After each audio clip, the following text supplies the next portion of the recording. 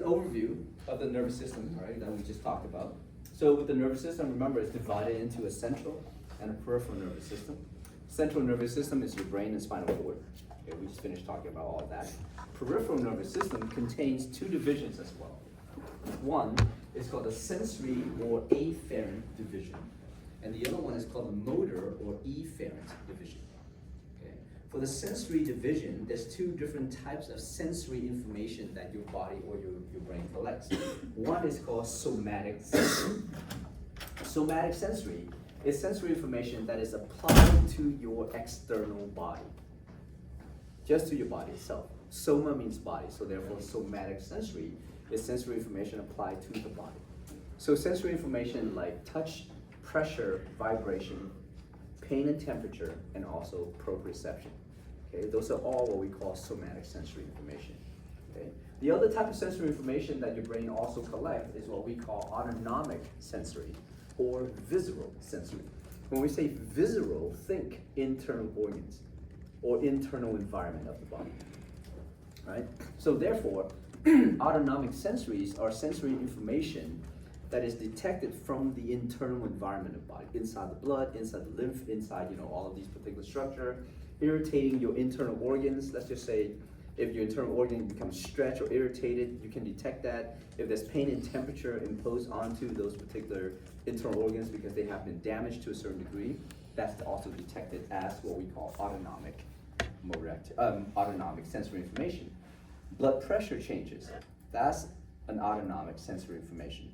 pH changes, that's an autonomic sensory information. Temperature changes, that's an autonomic sensory information. Does that make sense? So those are basically sensory information that is imposed or is detected by the internal environment of your body. Okay? So you have somatic sensory, you have autonomic sensory.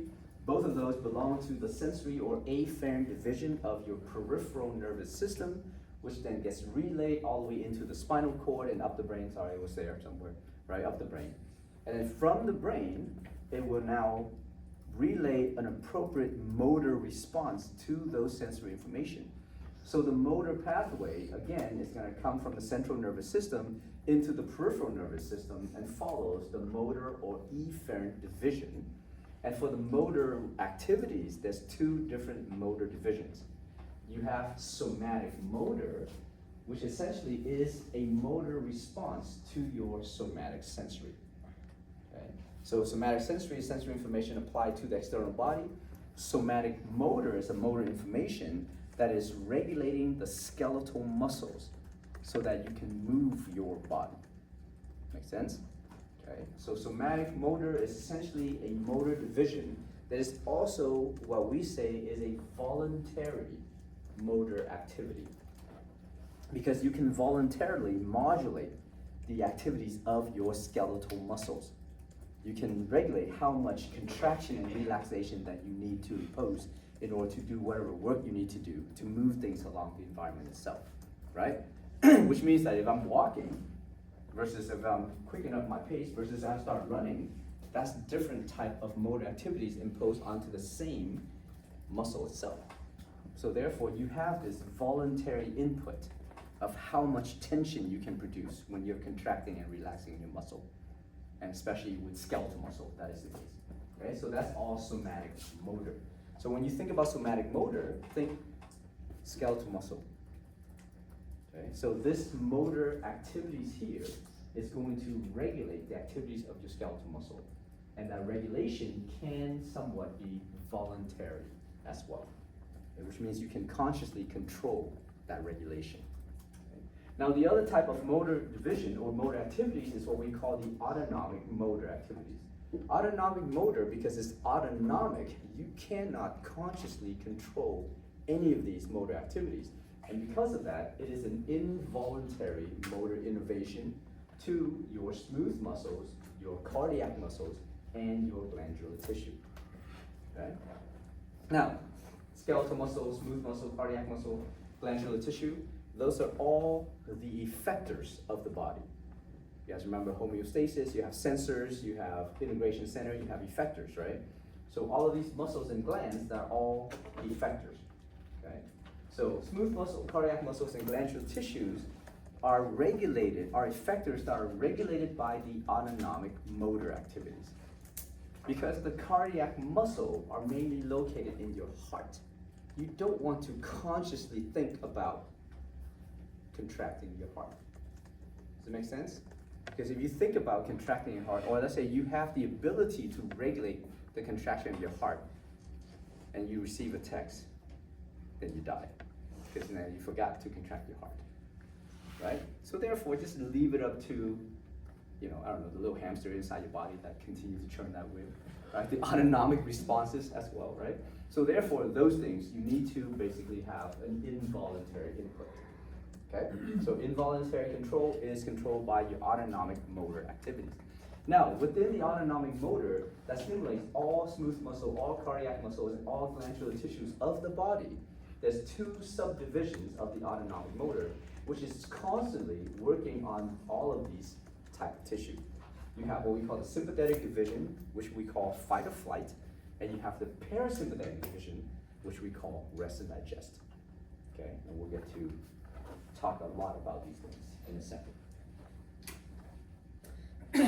Now, there's a differentiation between somatic motor versus autonomic motor.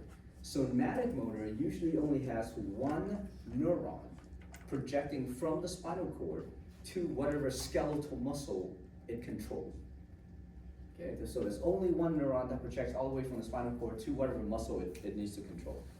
That's it. And remember, the control, the stimulation is voluntary somewhat. Okay, that is called somatic motor neurons. For the autonomic motor neurons, there's two neurons connected together, synapsing together. The first neuron originates from the spinal cord, and the second neuron originates in some ganglia. You guys remember the term ganglia? Indicates a collection of cell bodies of neurons in the peripheral nervous system. This is why vocabulary is very important. Right? If you guys haven't made your vocabulary list, you're already way behind. So please don't wait until the last day to make 8 pages of that vocabulary list. There's a lot more vocabulary in this section than in the first one. Okay? So therefore, now you have these two neurons synapsing together in that ganglia. So because there's a neuron that comes before that ganglia, we call that the preganglionic neuron. There's a neuron that comes after that ganglia, so we call that the postganglionic neuron. So the pre and the postganglionic neuron is essentially the same thing as the pre and the postsynaptic neurons. Does that make sense? The term that we use for any kind of two neurons that form a synapse within the nervous system, right? But only in the autonomic nervous system do we call these the pre and the postganglionic neurons. Okay? So these two neurons basically form a circuitry that basically will allow you to regulate your smooth muscle, cardiac muscles, or glandular tissue of the body. All right. So here's the differentiation. Here's a somatic motor neuron. You see, this is basically where your central nervous system is. So imagine this is inside your spinal cord on this side. The cell body of somatic motor neurons are located in the spinal cord. The axons exit out and projects all the way to whatever skeletal muscle is supposed to connect. And there's only one for every single muscle, well, sort of, right? Just know there's one neuron in this overall pathway. Okay, don't worry about the neurotransmitters, we'll talk about that later on. Okay, so because it's somatic motor neuron, it will only stimulate skeletal muscle activities. For autonomic motor neurons, you have sympathetic versus parasympathetic. For sympathetic, you have this neuron, the cell body is located in the spinal cord. The axon exits out and synapses with the cell body of a second neuron in a ganglion. And that neuron will project all the way to one of these type of effectors, either smooth muscle, cardiac muscles, or glandular tissue. And because of that, we call this first neuron the preganglionic neuron. And the second neuron, we call that the postganglionic neuron. Okay? And you can obviously identify very specific parts of that thing. So you can say this is the postganglionic axon versus the preganglionic axon. Of course, it has to belong to a neuron. It's not a standalone structure. Okay? So same thing for the parasympathetic activities.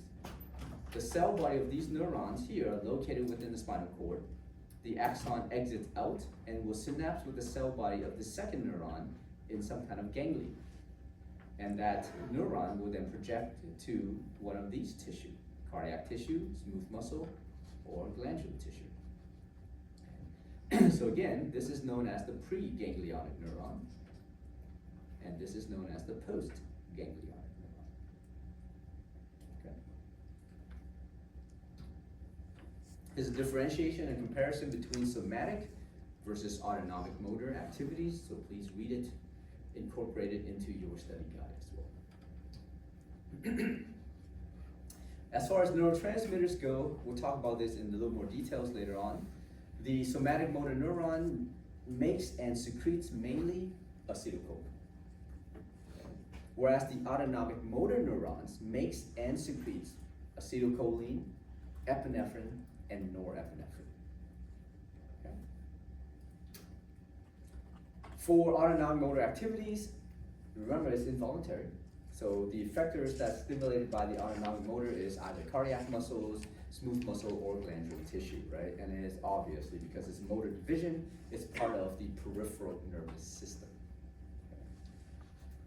The location of the preganglionic neurons of the autonomic motor activities is either in the brainstem, if it's found in the brainstem, it's in the brainstem, right?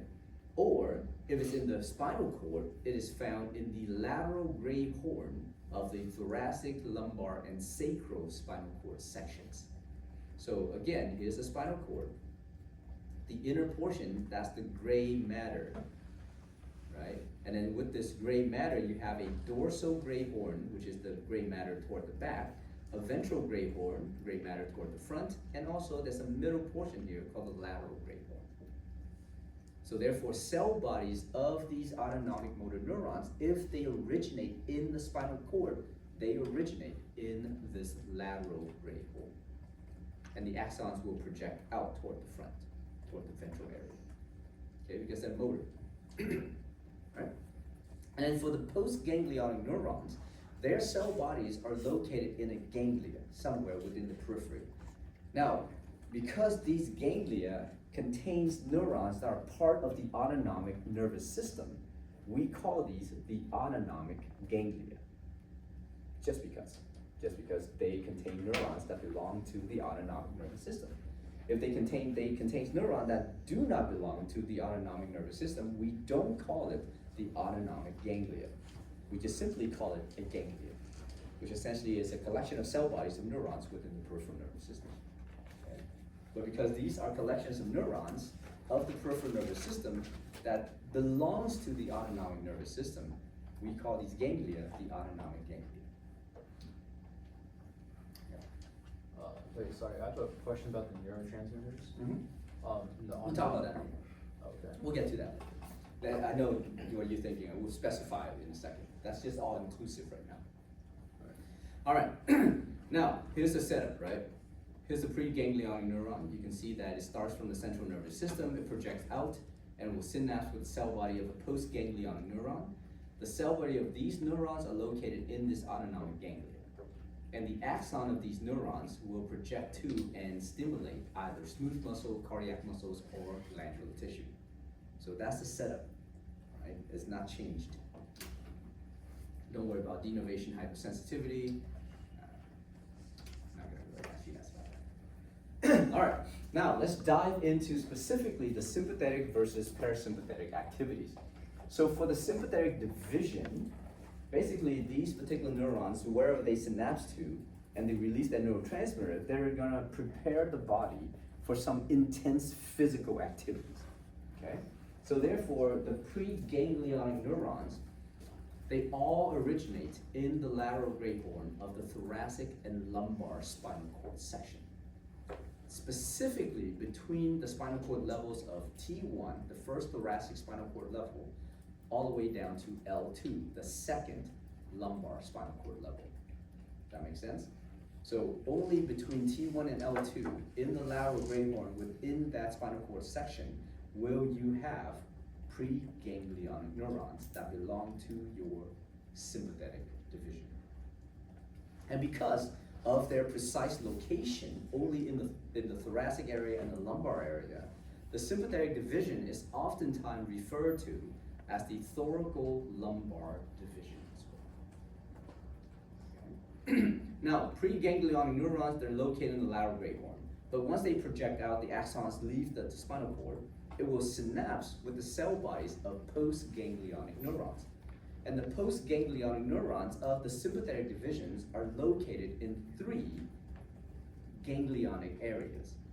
Okay, there's 3 sort of like collection of ganglia that contain these postganglionic neurons for the sympathetic division. One is called the paravertebral ganglia. This is a set of paired ganglia which is located along the spine. So in every single spinal section, for the most part, not every, but for the most of those spinal sections, like the vertebrae itself, you have a paired structure. And these paired structures are called the paravertebral ganglia. And these paired structures are all connected together. So it forms a chain of these sympathetic neurons. So therefore, we call this the sympathetic chain. Now, another ganglia for the synapse between the pre and the postganglionic neuron is what we call the prevertebral or the pre-aortic ganglia. These particular ganglia are located in front of your abdominal aorta. You guys remember your abdominal aorta? That's just a portion of the aorta that's in the abdominal cavity. So in the front of the abdominal aorta, you have 3 main arterial branches. Along those arterial branches, you will have these collections of what we call the prevertebral ganglia. Okay? A third area within the body that also contains the synapse or the cell bodies of postganglionic neurons and the synapse between the pre and the postganglionic neurons is in the adrenal medulla. The adrenal medulla is the inner portion of the adrenal glands which sits on top of your kidneys. All right, here's a picture of the paravertebral ganglia. You see, here's your vertebral body, right, that makes up your spinal column, right? So here's your spinal cord in the back here, protected within the vertebral canal. You can see here, 1, 2, that's a pair of paravertebral ganglia. There's another one down here, so therefore for every single segment, almost, of this vertebral column, you have a paired paravertebral ganglia. And all of these paravertebral ganglia are connected together. So therefore, the whole thing is called a sympathetic trunk or a sympathetic chain. Okay? Here's the abdominal aorta. And here are the 3 main blood vessels. From the anterior portion of your abdominal aorta, you have a celiac trunk.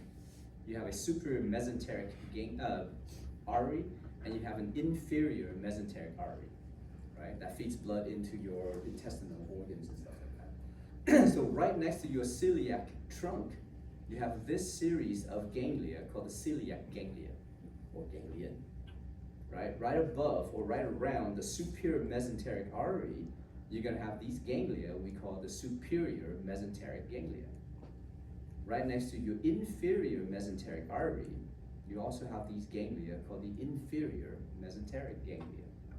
So this is another area for which preganglionic and postganglionic neurons can synapse together.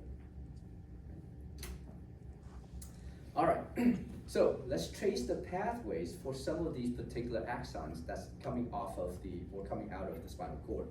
For the sympathetic nerves, there's 4 pathways that these nerves basically project to. Here's the first 2. Now, how to differentiate these 4 pathways is to understand where the synapse occurs between the pre and the postganglionic neurons. Okay? So for the first 2 pathways, the synapses between the pre and the postganglionic neurons are always in a paravertebral ganglion. But what's the difference between pathway number 1 and 2? All right, so let's just trace pathway 1 and 2. So pathway 1 starts with this green, or this one right here that's indicated by number 1. The cell bodies of these neurons are located in the lateral great horn. The axons exit out of the ventral area, the anterior area of the spinal cord, travels within this ventral root, travels within this right here. So ventral root or rootlet and then the root, and eventually travels inside what we call the spinal nerve. And then instead of running all the way out the spinal nerve, it takes a little detour. There's a little detour here that connects the spinal nerve to this ganglion. And this detour is called the white ramus communicans. Okay, so that fiber, that axon of your preganglionic neuron, pathway number 1, will travel through this white ramus communicans and enters this paravertebral ganglion, where it will synapse onto the cell body of a postganglionic neuron. And the axon of that postganglionic neuron will travel out through the gray ramus communicon, which is another communicating branch, and continue to travel in the spinal nerve to reach where it needs to reach to. So therefore, the synapse between the pre and the postganglionic neuron in this first pathway is in the paravertebral ganglion that exists at the same level as where this preganglionic neuron originates. Does it make sense? So let's say if this spinal cord level is T4, the 4th thoracic spinal cord level, then this paravertebral ganglion is also at T4. Yeah? Same level, okay? That's where the synapse occur. Okay, now for the second pathway, the preganglionic neurons follow the same dedicated pathway, right? Cell bodies of preganglionic neurons located in the lateral gray horn. The axon exits out through the ventral side, travels along the ventral rootlets and roots, travels inside the spinal nerve for a little bit, and then take a little detour into this white ramus communicans. Once it reaches into this paravertebral ganglion, the axons either goes up the sympathetic chain or go down the sympathetic chain, or splits and go both up and down the sympathetic chain. It doesn't really matter. So you can see this axon, let's imagine it splits, or it kind of travels up this chain, and it goes up one level, and it will synapse with the cell body of a postganglionic neuron in this paravertebral ganglion, just one level above that spinal cord. Okay, hold on. And then from there, the postganglionic neuron, the axon, will exit out through the gray ramus communicon and continue through the spinal nerve to reach one of these effectors. Make sense? So therefore, that's the differences between the first pathway and the second pathway. For the first pathway, the synapse between the pre and the postganglionic neuron is in a paravertebral ganglion, which is at the same level as the origination of the preganglionic cell bodies. Whereas the second pathway, the synapse between the pre and the postganglionic neurons, occur at a different paravertebral ganglion, and not at the same level as where that preganglionic neurons originates. Jonathan? Is it always one level, or? No, it could be multiple. Yeah, and it can be both up and down too. It's not just either up nor down, right? Because it can split. Good? So that's just the first two pathways. Okay. For the third pathway, again, here's the cell body of a preganglionic neuron originating somewhere in the lateral gray horn of the spinal cord, anywhere between T1 to L2, right? The axon exits out, travels along the ventral root, travels in the spinal nerve, and then takes a detour into the white ramus communicans. Once it enters the white ramus communicon, it will bypass all of these paravertebral ganglion and continues into this nerve called the thoracic splanchnic nerve. And this thoracic splanchnic nerve will allow for this axon to now enter the abdominal cavity. Once inside the abdominal cavity, it will reach one of these three prevertebral ganglion. So either the celiac ganglion, the superior mesenteric ganglion, or the inferior mesenteric ganglion. And in there, it will synapse with the cell body of a postganglionic neuron. The postganglionic neuron will then project to wherever effector it needs to go to stimulate its activities. Make sense? So that's the third pathway. Okay? So why all of these complicated pathways where it synapses with the paravertebral ganglions versus prevertebral ganglions? Well, because remember, sympathetic activities can be imposed to stimulate a very dedicated part of the body or a lot of the body itself, okay? So therefore, you need to have what we call a divergence of the circuitry versus convergence of some of these circuitry. So divergence basically means you have one preganglionic neuron, and it may split into multiple branches to stimulate multiple postganglionic neurons. Or convergence means that you may have multiple preganglionic neurons all converging into one postganglionic neuron, so that it can stimulate an increase in effectiveness of whatever that part of the body is to produce your sympathetic activity. All right, now there's a fourth pathway for some of these autonomic motor activities, and that fourth pathway is a very interesting pathway. So here, you have the cell bodies of the preganglionic neuron located in the lateral gray horn, right? The axon exits out through the anterior ventral side, travels within the ventral rootlets and roots, travels within the spinal nerve, takes a detour through the white ramus communicans, bypasses all of these paravertebral ganglion, travels within the thoracic splanchnic nerve. It doesn't show here, but it also bypass all of those prevertebral ganglion.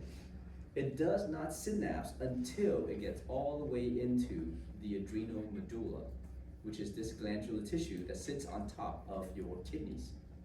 The adrenal medulla is the internal portion of that glandular tissue. So the outside is called the adrenal cortex, the inside is called the adrenal medulla. Inside the adrenal medulla, you have these cells that were once upon a time neurons, but through development, they have lost their axons. So the only thing they retain are the cell bodies, okay? And these cells are called the chromaffin cells. So the chromaffin cells are located within the adrenal medulla, which then the preganglionic neurons here will synapse with these cells. And these cells will then be stimulated to secrete these neurotransmitters. But these neurotransmitters are secreted directly into the blood circulation, thus making them hormones. And the main neurotransmitter secreted from the chromaffin cells will be epinephrine. There's some amount of norepinephrine secreted from there, but the vast majority of whatever is secreted out by these chromaffin cells will be epinephrine. And epinephrine and norepinephrine gets into the blood and will activate systemically the whole body, will regulate the whole body for sympathetic activities so that we can run away from danger. Okay? And that's the fourth pathway. Questions about that? Okay. Yeah, don't have to worry about this, like where it stimulates and stuff like that. So here's the schematics in red showing the location of the preganglionic neurons, the synapses in the paravertebral ganglion, the synapses in the prevertebral ganglion, and one of the main synapses going all the way into the adrenal medulla. So if you look at this picture, all the solid red lines represents your preganglionic neurons, whilst the dashed red lines represents your postganglionic neurons. And here are all of the targets, all of these tissues inside the body that receives sympathetic activities. Everything that you think of. Okay? All right. Questions about sympathetic? So.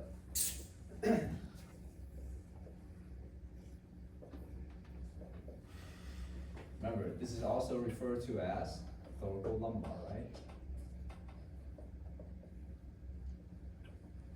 Because the preganglionic neurons are located within the lateral gray horn from T1 to L2.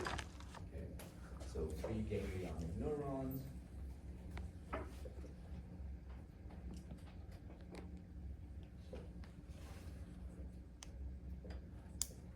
T1 all the way to L2.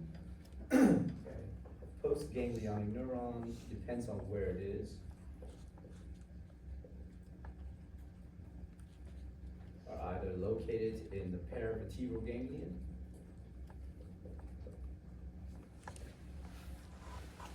so let's say ganglia because that's plural, the prevertebral ganglia,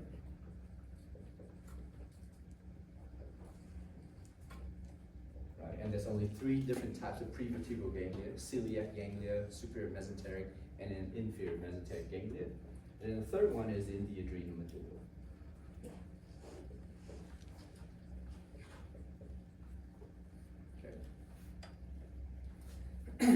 So let's say if you want to apply sympathetic stimulation to your abdominal and reproductive organs, then you need to synapse at the prevertebral ganglia, because those ganglia are located within the abdominal cavity, which then will have postganglion neurons that will stimulate all of those abdominal organs. Make sense? Just think about where it needs to go, therefore different pathways that needs to take. Okay. All right. Now, for the parasympathetic division, the parasympathetic division is also referred to as the craniosacral division, because the preganglionic neurons of this division is either located in the brainstem or in the sacral spinal cord segments. And if it's found in the sacral spinal cord, it is also located in the lateral gray horn. And therefore, because the brainstem belongs to the cortex, they call it cranial, the head portion, and then the sacral is called sacral, so craniosacral division. Right? Now, if it's in the sacral area, it's located within this sacral number 2, 3, and 4, so we call it S2, 3, 4, the spinal cord. For the postganglionic neurons, they're located throughout the whole body as well, but it all depends on which preganglionic neurons they synapse with. They are located in very specialized and dedicated ganglia, and we'll talk about that here. Now, because one of the origination of the preganglionic neuron is in the cranial area, right, so parasympathetic,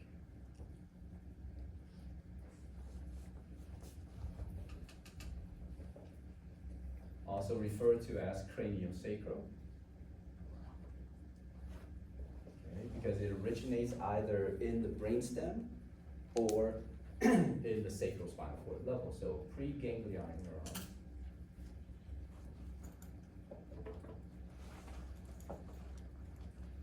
So here, brainstem or sacral spinal cord.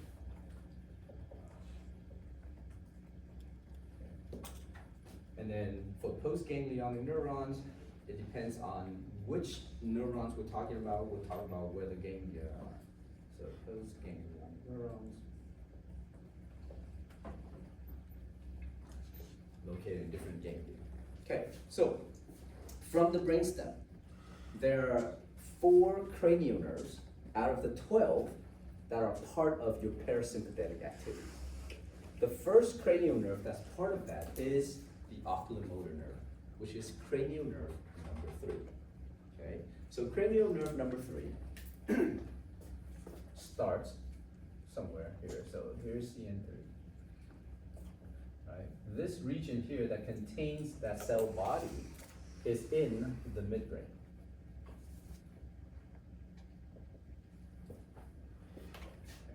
So therefore, preganglionic neurons of cranial nerve number 3 is found within the midbrain. Okay? The axon of this preganglionic neuron projects out toward this ganglia and will synapse with the postganglionic neuron. Okay? And that ganglia that allow for the synapse to occur is referred to as the ciliary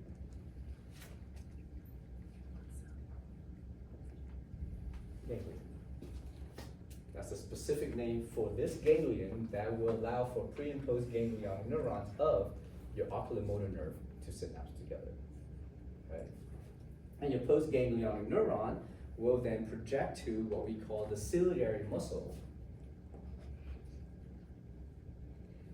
of the eyes, and also one of the eyes inside the iris, or the muscle inside the iris, and we call this the sphincter pupillae muscle.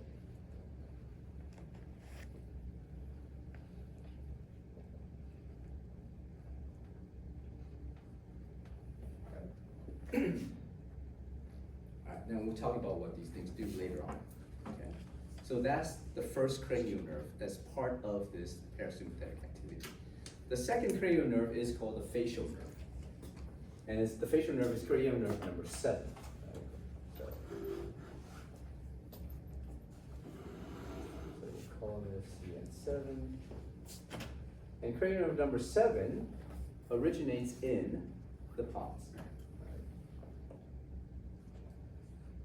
So here's optimal motor. This is facial nerve.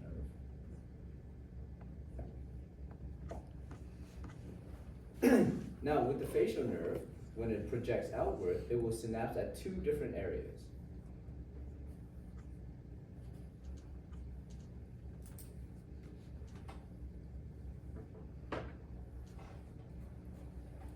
So one of these ganglion is referred to as the pterygopalatine ganglion. Obvious, the P is supposed to be silent.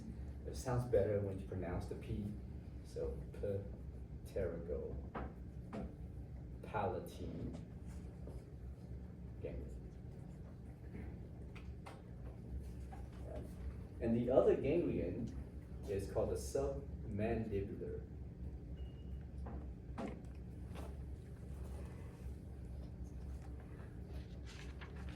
ganglion. Okay, located underneath your mandible. Right? Alright, so from the pterygopalatine ganglion, this postganglionic neurons will project to multiple areas.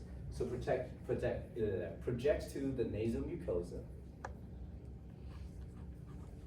palatine mucosa, like your palates,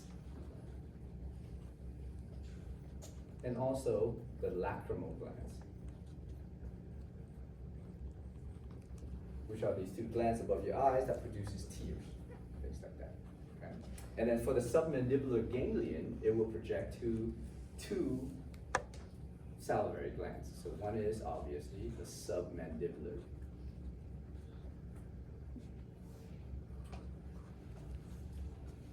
salivary gland, and the other one is the sublingual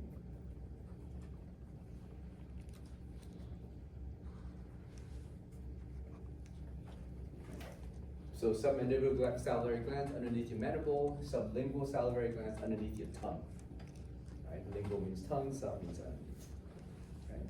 So that's the facial nerve, projecting to where it needs to project to. The third cranial nerve that participates in this parasympathetic activity is what we call the glossopharyngeal nerve. So this is cranial nerve number 8. 9, sorry, 9, not 8. So this is glossopharyngeal.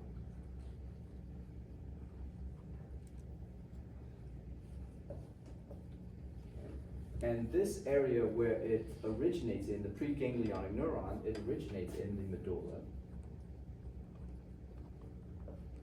oblongata. When it projects outward, it will synapse with the postganglionic neuron located in a ganglion we call the otic ganglion.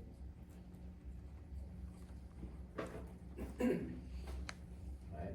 And then the postganglionic neurons will stimulate another salivary gland we call the parotid salivary gland. Okay. Parotid salivary glands located right in front of your ears, right on the side of your mandible. And the fourth cranial nerve that is part of this parasympathetic system is cranial nerve number 10, which is your vagus nerve. And the vagus nerve again are found within the medulla oblongata. Now when the vagus nerve projects out, it projects to multiple areas because it has a highest degree of connection. It doesn't only innervate the areas of the head and neck, but it also innervates the structure inside your thoracic cavity and your abdominal cavity. So therefore, it will project to multiple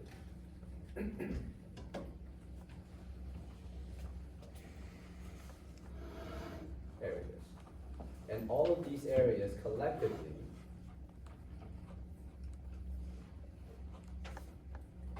all of these ganglion are referred to as the terminal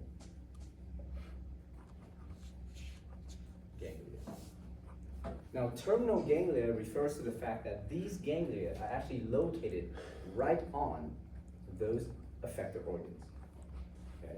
So let's say if the vagus nerve projects all the way to the heart, then the terminal ganglia is located in the heart. If it projects to the lungs, it's located in the lungs. If it projects to the into your, let's say, small intestine, these terminal ganglia are located in your small intestine. Okay? So therefore, it's gonna stimulate things like heart and lungs, esophagus,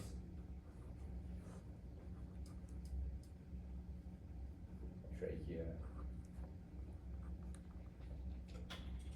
some of the larynx as well.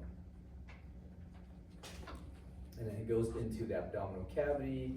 It will do all your small intestine. So small intestine, stomach, liver, pancreas, gallbladder. Right. It goes into your large intestine, but only to what we call the transverse colon. So transverse colon. And then it goes into your urinary and reproductive organs.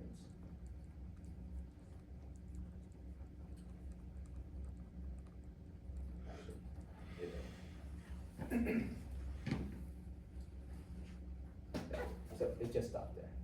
Sorry. Stops at the transverse colon. Okay? So that's the vagus nerve. Make sense? So therefore there's 4 cranial nerves that originates in this brainstem.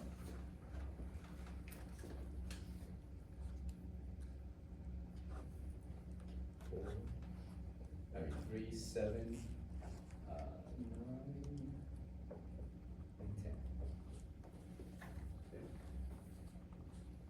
and 10. And in the sacral area, so here's the schematics for those particular cranial nerves coming out. And these are the ganglion right here. That you can see here's the ciliary ganglion for oculomotor nerve. Here's the pterygopalatine ganglion for the facial nerve. Is the otic ganglion for the glossopharyngeal nerve. There's a submandibular ganglion again for the facial nerve. And then you don't see a bunch of terminal ganglion because it's projected further down. Right? And that's just the schematics of the vagus nerve as it travels all the way down, innervating heart, lungs, stomach, liver, small intestine, all the way to the large intestine, and it stops somewhere in the transverse colon. Now, from there, from the sacral spinal cord level, you're gonna have these particular preganglionic neurons. And those preganglionic neurons are located in the lateral great horn of the sacral spinal cord level as 2, 3, and 4. And when they project outward, all of these preganglionic neurons is gonna form a nerve we call the pelvic splanchnic nerve. And these pelvic splanchnic nerve will also synapse onto the postganglionic neurons on what we call terminal ganglia as well. And the sacral or the pelvic splanchnic nerve is going to finish the job of where the vagus nerve ends. So it's going to innervate the rest of the transverse colon, all of the other colon like descending colon, sigmoid colon, and stuff like that. And then also stimulate the urinary organs for urination purposes and reproductive organs for reproductive purposes as well. Okay? That's part of the parasympathetic all the way through. Okay? All right. So here's the schematics in blue. So all the solid blue lines represent the preganglionic neurons. You see the vagus nerve projecting all the way down, supplying all of these structures here. And then the pelvic splanchnic nerve coming from S2, 3, and 4 will provide the rest of this innervation. And of course, all the dashed blue lines represent the postganglionic neurons. Here's both of them together. Every single internal organ receives both sympathetic and parasympathetic, but it's never equal. Always, one is always more than the other. You're either resting or digesting, which means more parasympathetic, or you're running away from something, or you're exerting yourself physically, which means more sympathetic. Okay? It's never balanced, it's never equal at any given time. There's always one that's higher than the other. If you have too much of one, the other one will try to compensate. So on and so forth. All right. And the functions we already know. Sympathetic activities is more for fight flight. Now, we're gonna get into the discussion of neurotransmitter in a second. So keep in mind, for postganglionic neurons of the sympathetic activities, and I'm gonna draw this out for you guys so you guys can see it better too. The postganglionic neurons, like these guys, let's imagine if these were sympathetic, right? The postganglionic neurons of sympathetic activities will mainly secrete norepinephrine. There is no epinephrine secreted by the postganglionic neurons. The epinephrine only comes from the adrenal medulla for sympathetic activities, okay? Because there's an enzyme within those chromaffin cells that will convert norepinephrine into epinephrine. You don't have that enzyme at the postganglionic neuron. So therefore, the neurotransmitters secreted by the postganglionic neurons are only norepinephrine for sympathetic activities. Okay? So if we're talking about norepinephrine, think postganglionic neurons of sympathetic activities. If we're talking about epinephrine, think chromaffin cells of the adrenal medulla for sympathetic activities. Okay? For the parasympathetic activities, the main neurotransmitter is all acetylcholine.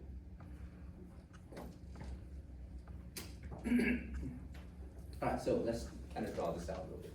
You guys want to take this picture? I'm going to erase it. I need this here.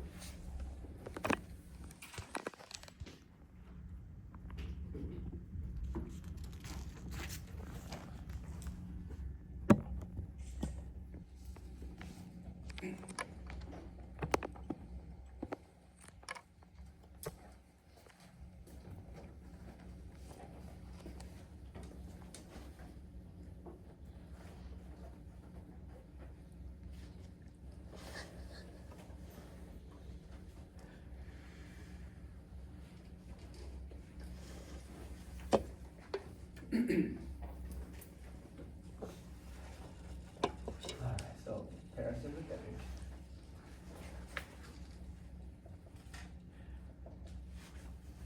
Imagine here's your preganglionic neuron. Here's the postganglionic neuron.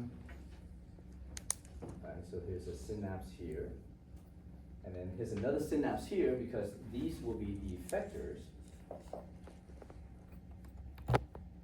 that receives neurotransmitter from this postganglionic neuron. So there's another synapse that occurs here. And the effectors are either smooth muscle, cardiac muscle, or glandular tissues. Okay? For sympathetic activity,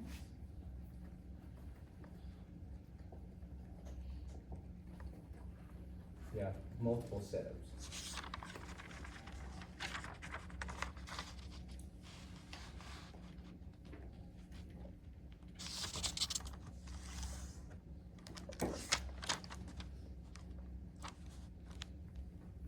Again, these effectors are the same, so smooth muscle, cardiac muscle,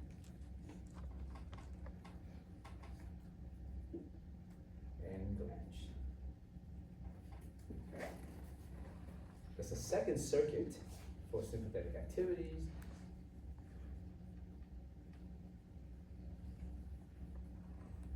Again, the synapse there, and the effector here is a very special effector we call the sweat glands.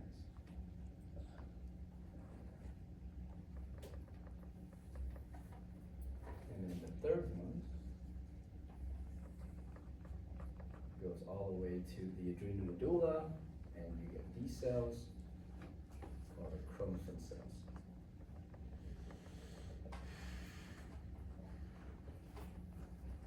Okay. So the neurons, the preganglionic neurons, these are, let me just label it for you guys. Preganglionic neurons.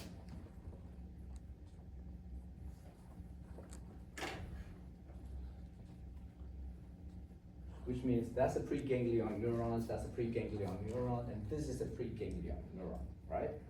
Postganglionic neurons are here, so post.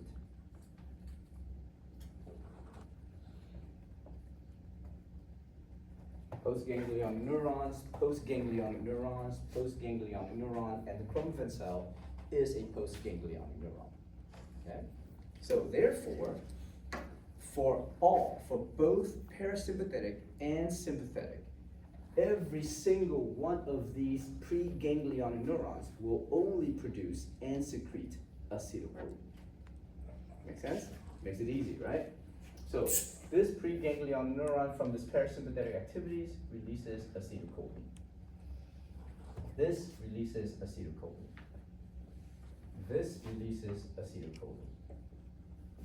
This releases acetylcholine. Make sense? Okay? So any of these synapses that is regulated by acetylcholine, we call that a cholinergic synapse. So when we say cholinergic synapse, think the main neurotransmitters that regulate the synapse is acetylcholine. So therefore, every single pre and post synapses, pre and post ganglionic synapses are all cholinergic synapses. Make sense? Right? They're all the same. Nothing different about it. Okay? For parasympathetic activities, the postganglionic neurons, as they project to and synapse with these effectors, they also release acetylcholine. So for parasympathetic activities, both synapses here are cholinergic synapses. So the synapse between the pre and the postganglionic neurons and the synapse between the postganglionic neurons and the effectors are both cholinergic synapses. Can't make this any easier for you guys. Okay? There's no reason for you guys to think about this in any other way, shape, or form. Take a mental picture and don't forget it. And don't guess. That's all. So your job is to stop guessing. Know it without guessing. Now for the sympathetic activities, there's only one pathway where the postganglion neurons will also release acetylcholine, and that is this dedicated pathway to stimulate your sweat glands. Okay? So in this pathway, the postganglionic neurons of this sympathetic activity also releases acetylcholine. That is the only sympathetic pathway where the postganglionic neurons in that sympathetic activity releases acetylcholine. Okay, so therefore this is also a cholinergic synapse. Make sense? Most of the sympathetic pathways where you have postganglionic neurons synapsing onto your smooth muscle, cardiac muscles, or glandular tissue, they don't secrete acetylcholine, but what they secrete is norepinephrine. So if a synapse is dominated by norepinephrine, which is this synapse between the postganglionic sympathetic neuron and these effectors, then we call this an adrenergic synapse. Okay? So therefore, you look at all of this, there's only one adrenergic synapse that you need to know. Everything else are cholinergic synapses. Okay. What about the chromatin cells? When the chromatin cell gets stimulated by acetylcholine secreted by this preganglionic neuron, it releases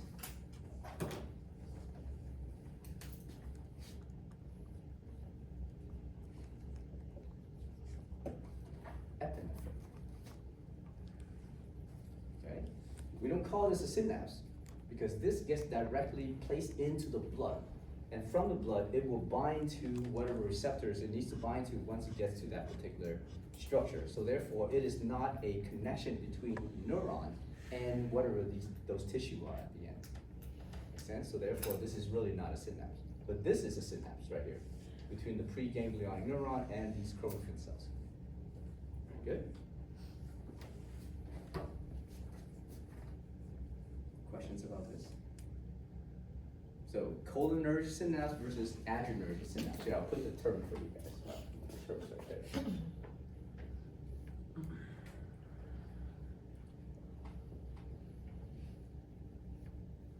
Okay, so cholinergic synapses are dominated by acetylcholine, whereas adrenergic synapses are dominated by norepinephrine.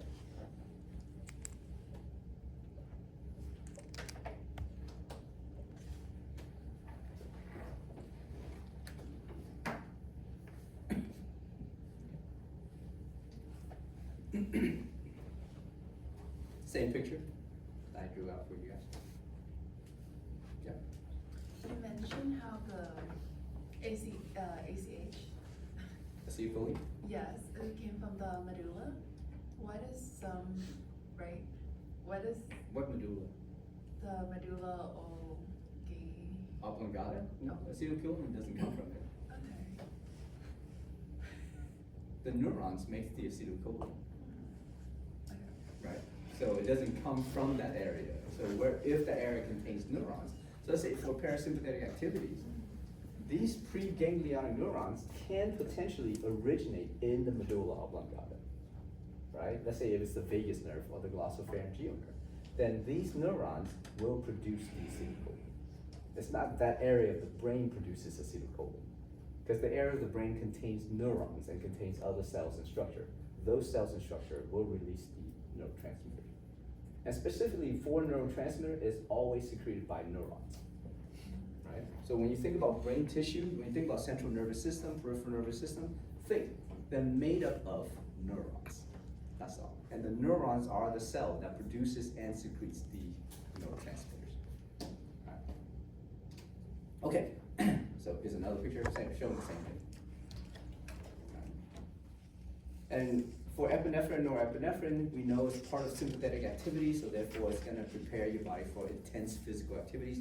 What it does specifically, you guys don't have to worry, right? When we get to those dedicated organ systems, I will talk about it. But for now, just don't worry about it yet. Now, for the adrenergic type of receptors, the receptors that binds to norepinephrine and epinephrine, you guys remember these neurotransmitters, right? What class of neurotransmitters are they? We talked about this in part 2 of chapter 7.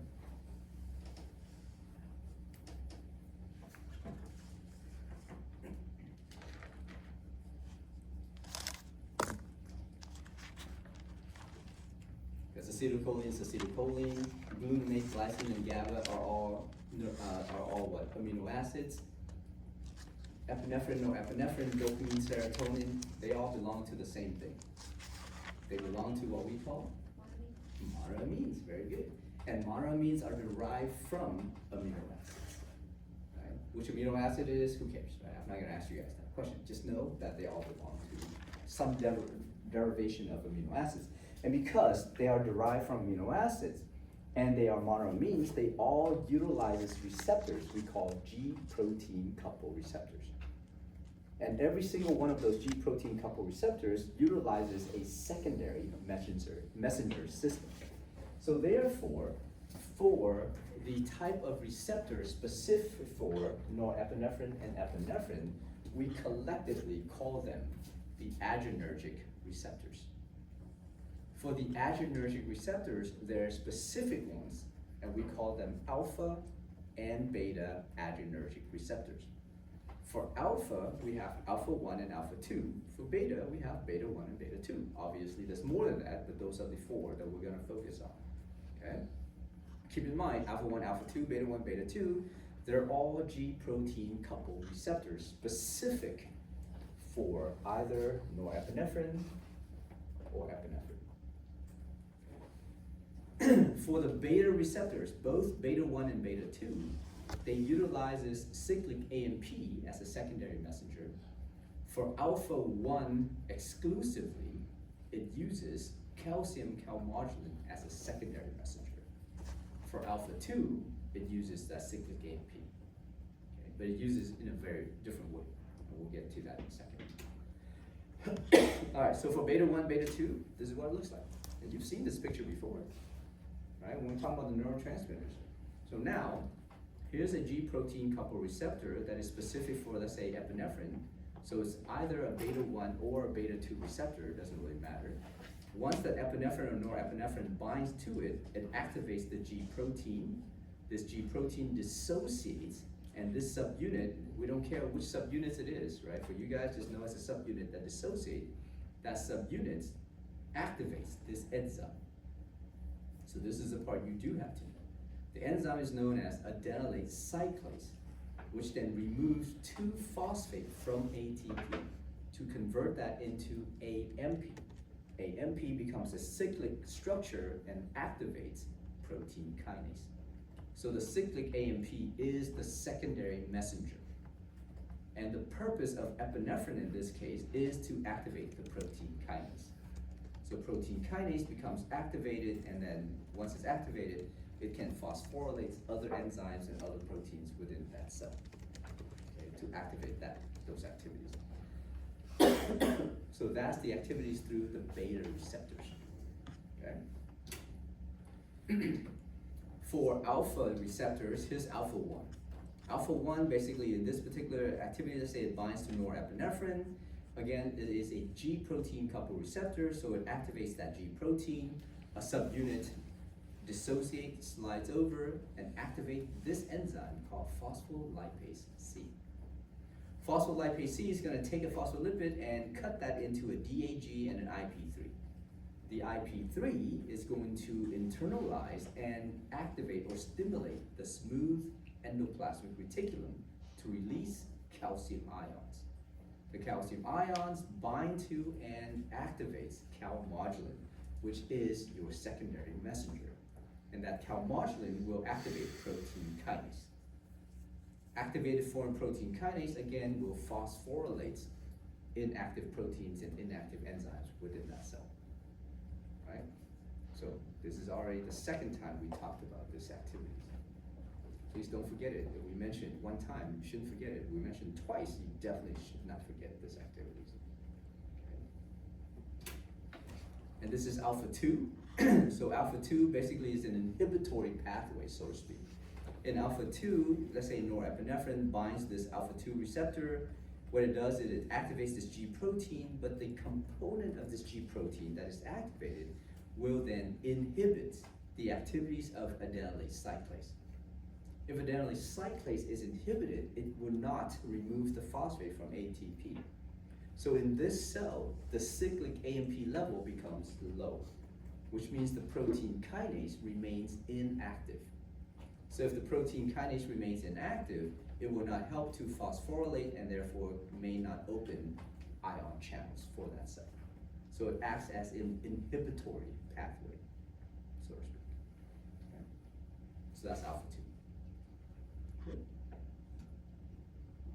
All right. And don't worry about the differentiation here. I'm not gonna ask you guys those. It's just a big table that shows different activities for alpha and beta receptors. All right. For acetylcholine, oh, and so for the epinephrine and norepinephrine, it depends on where these effectors are, or which effectors it is, right? It may inhibit or excite some of these effectors. So let's say in terms of norepinephrine, if it acts on the smooth muscle of your digestive tract, it actually will inhibit the smooth muscle of the digestive tract. Because remember, fight or flight is not rest and digest, which means you cannot or you should not be digesting your food while you're running away from danger. Make sense? Now, with norepinephrine acting on the cardiac muscles, it will actually increase the activities of cardiac muscle. So if you want to increase your heart rate, then norepinephrine will do that to your cardiac muscle. Norepinephrine acting on your glandular tissue, for the most part, depends on which it is, will increase the secretion of those glandular tissue, except for if these glands are secreting digestive enzymes, which means in those cases, norepinephrine will inhibit those glands because you are not allowing for digestion to occur, right? Just think about what the sympathetic activity is trying to achieve in your body versus what the parasympathetic activity is trying to achieve in your body. Okay. All right. For the acetylcholine that is being secreted, Acetylcholine, we already talked about the fact that acetylcholine has two very specific receptors, right? Which one are they? Wait, didn't you guys just have a quiz? What was that? That was this today, right? Yeah. So what are the receptors for acetylcholine? Wasn't that on the quiz? I haven't looked at it, obviously. So what are the two receptors for acetylcholines?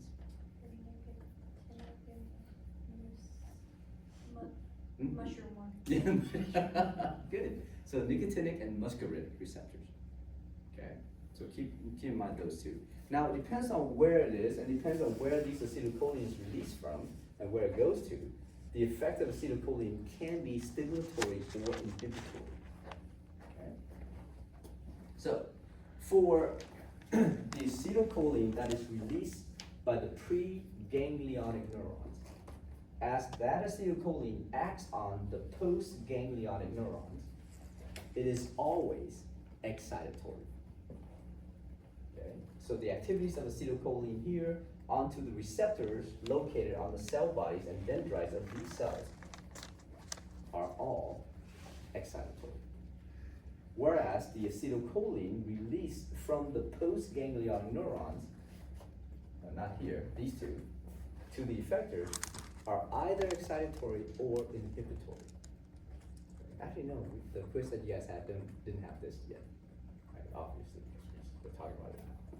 So this acetylcholine that binds to these effectors on the smooth muscle, typically if the smooth muscle is found within your digestive organs, will increase the excitation of your smooth muscle for the purpose of rest and digest. If the acetylcholine acts on the cardiac muscle, it will inhibit the cardiac muscle so that it will lower your heart rate. And then the acetylcholine here from the parasympathetic activity acting on glandular tissue, for the most part because these glands secrete digestive enzymes, will increase or excite the activities of those glandular tissue. Okay? So for the nicotinic versus muscarinic receptors that is specific for acetylcholine, the nicotinic receptors will always produce an excitatory signal. Why? Do you guys remember the activities of the nicotinic receptor? First of all, it is a ligand-gated receptor, right? Yeah. Which means acetylcholine binds to it, allowing it to open as an ion channel. As it opens as an ion channel, you have sodium ion moving in and potassium ion leaving the cell. But the sodium influx and potassium efflux is not the same. The rate of sodium influx is much higher than the rate of potassium ion efflux. So therefore, the inside of that cell will always become depolarized. And depolarization equals excitation. So these postganglionic cell bodies here, and this chromatin cells, as it receives acetylcholine, they have a bunch of nicotinic receptors on the dendrite and cell body that will allow for these postganglionic neurons to become excited. Okay? Once these postganglionic neurons become excited and release acetylcholine here, on the effectors, they will have only muscarinic receptors. There are no nicotinic receptors at the smooth muscles, cardiac muscles, or glandular tissue. So, muscarinic receptors on the effectors can either produce excitatory or inhibitory activities for those cells. This is just a reiteration or just a review of your nicotinic receptors. Okay, always produce excitation at the end. And these are the two different types of muscarinic receptors. So let's say if acetylcholine binds to this muscarinic receptor, and muscarinic receptors are G protein coupled receptors. So in this case, the G protein dissociates, and one of those subunits opens a neighboring ion channel. And this neighboring ion channel happens to be potassium ion. So therefore, potassium ion will now leave the cell, which means the inside of the cell will become more negative. Hence produces a hyperpolarization effect. And because of that, that is inhibitory. Okay, so you can find that type of muscarinic activities, let's say in the heart, in the cardiac muscle, in response to acetylcholine coming from the parasympathetic activities. Whereas, let's say in the smooth muscle of your digestive tract, they have these kind of muscarinic receptors. Upon binding of acetylcholine, it dissociates a G protein which closes that neighboring potassium channel. Potassium stays inside the cell, induces depolarization of that cell. Because as potassium stays inside, it continues to build up positive charges inside that cell. So therefore inside becomes depolarized. That depolarization may further trigger other ion channel. In this case, could be a sodium or a calcium channels that opens, which allows calcium or sodium to flow into the cell to further that depolarization. And therefore depolarization equals excitation. So inside of the smooth muscle of your digestive tract, let's just say, once acetylcholine binds, it will become more excited. It will contract and relax with more vigor. Make sense? Okay. And that's just acetylcholine. Okay, good. Any questions? We're not gonna care about drugs, because it's not a pharmacology